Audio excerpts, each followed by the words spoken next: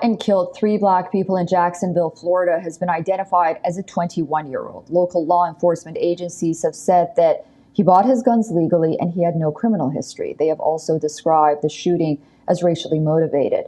The shooter later killed himself at the scene. The sheriff said that he had written several manifestos that detailed his animosity towards the black community. He was also briefly held under a state law called the Baker Act in 2017. The law states a person can be taken into a receiving facility for involuntary examination during a mental health crisis. Take a listen.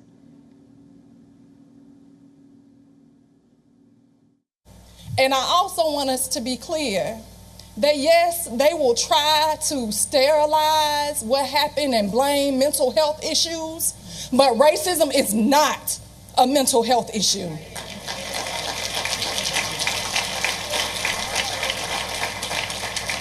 They will try to sterilize this and say that in our communities, there's more black on black violence, but let's be clear, that is a product of systemic racism.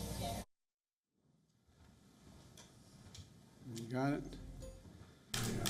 This week, my administration released U.S. President Joe Biden issued a statement on August 27th and said that white supremacy has clearly no place in America. He also said that silence is complicity and we must not remain silent.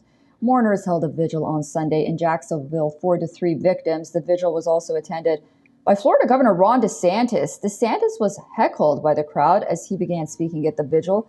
Over 100 people booed DeSantis, forcing him to step back from the microphone.